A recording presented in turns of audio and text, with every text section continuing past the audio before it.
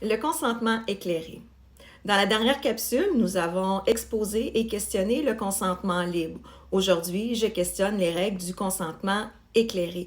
Tout d'abord, le consentement éclairé doit obligatoirement impliquer une discussion détaillée avant le traitement avec un professionnel de la santé. Les informations obtenues doivent être exactes et pertinentes. Les usagers doivent être encouragés à poser des questions sur le traitement et doivent obtenir des réponses claires et compréhensibles pour eux. Avant de recevoir un vaccin, l'individu doit donner son consentement. C'est son choix de l'accepter ou pas. Pour être éclairé, le consentement doit être donné en pleine connaissance de cause. La procédure doit être présentée avant le traitement, donc le patient doit être informé d'avance s'il aura 3, 4, 5, 6, 7 traitements pour qu'il soit efficace ou partiellement efficace pour quelques mois peut-être seulement.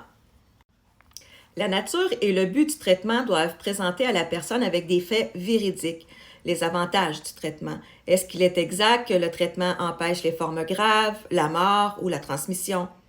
Ensuite, tous les risques ou effets secondaires possibles doivent être énoncés à la personne, que ce soit des risques plus fréquents tels que des maux de tête, des douleurs musculaires, de la fièvre, de l'enflure des ganglions, un rougeur à l'acide d'injection, ou des effets secondaires plus rares tels que des problèmes cardiaques, des myocardites, des thromboses, des AVC, de même qu'un handicap permanent ou même la mort.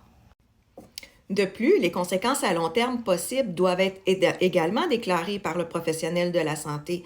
Est-ce que dans cette situation-là, chaque citoyen a été averti que les conséquences à long terme sont inconnues puisque les études sur le produit ne sont pas complétées puisqu'il s'agit d'un produit nouveau et expérimental? L'usager doit être également averti sur les risques et conséquences véritables de ne pas recevoir le traitement. Est-ce qu'il va mourir? Est-ce qu'il va développer une grippe ou un rhume?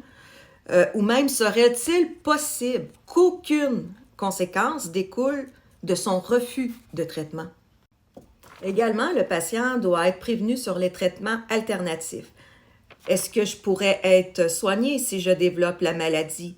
Ou seulement le traitement préventif et répétitif serait efficace selon le professionnel de la santé qui obtient votre consentement? Pour terminer, croyez-vous que le consentement libre et éclairé a été obtenu adéquatement chez les citoyens québécois ou bien si le consentement libre et éclairé a été bafoué?